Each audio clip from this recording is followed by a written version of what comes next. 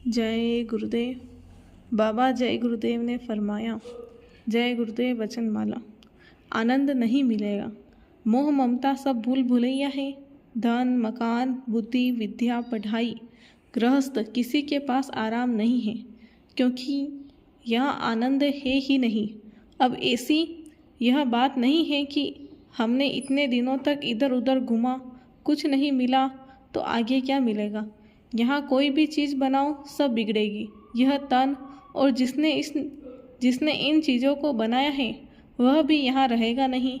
हम इंद्रियों के दरवाजे पर बैठकर भोग विलास की जो इच्छा करते हैं, यह यमराज ने दाना डाला है। थोड़े ही दिनों के बाद कहते हैं कि हमारी इच्छा पूरी हो जाएगी, तो भी तुम्हारी इच्छा पूरी नहीं होगी। आनंद नहीं मिलेगा। आनंद तो तुम्हारे सूरत के निज देश सतलोक में ही मिलेगा, पूरे गुरु से मिलेगा। मथुरा 3 मार्च 2000। सत्संग की महिमा।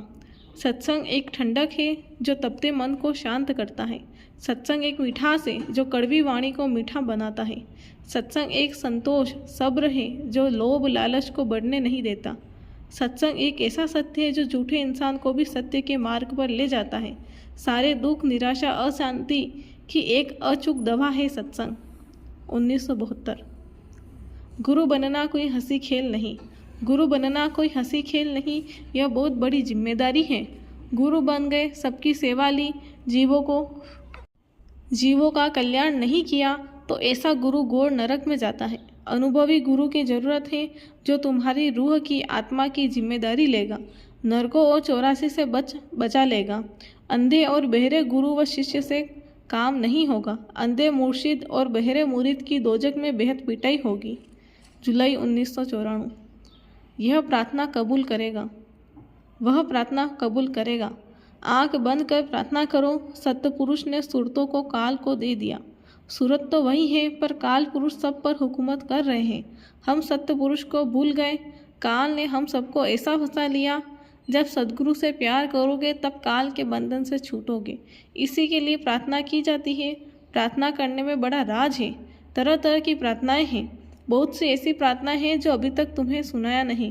प्रार्थना आंख बंद करके दृष्टि टिका कर मालिक से करो, वह प्रार्थना कबूल करेगा। गाय का वृतांत।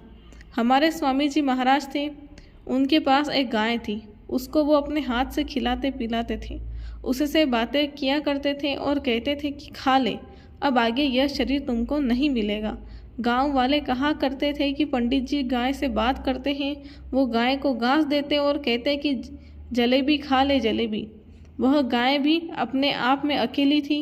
कोई आ जाता, स्वामी जी कह देते तो वह दूध दे देती थी, लेकिन अगर दूसरा कोई चला जाए तो वह पास आने नहीं देती थी, सिर हिलाती रहती थी। जब स्वामी जी महाराज ने शरीर छोड़ा तो वह भी घाट तक गई, रोती रही। सबने नदी में स्नान किया, उसने भी नदी में नहाया। उसका बछड़ा दूध पीता था, पर उसने चारा खाना छोड़ दिया। ऐसा आदमी नहीं कर सकता कि खाना पीना छोड़ दे। स्वामी जी कहते उससे कि अब तुझे नहीं आना। मतलब ये कि महात्माओं के पास तो सब कुछ होता है, वो चाहे जिस पर दया कर दे, वो कुछ भी कर सकते हैं। उनके लिए क्या है, खुश होने की बात है। जानवर भी उनसे प्रेम में, उनकी याद में खाना पीना छोड़ देता है, फिर हम तो मनुष्य हैं। स्वामी जी महाराज घंटों कुल्ला करते रहते हैं, नदी में पोखर में। रास्ते में चलते हैं तो उनको बड़ी परख थी। कहा करते थे कि इन जीवों का स्पर्श हो जाता है महात्माओं से तो ये मनुष्य शरीर की भागीदारी हो जाते हैं। महात्माओं ने इतनी बड़ी दया की है, तभी तो आबादी बढ़ी। जय गुरुदेव। सतयुग त्रेता द्वापर बीता, काहू न जाने शब्द की रीता। कलयुग में स्वामी दया विचारी, प्रगट करके शब्द पुकारी। जय गुरुदेव।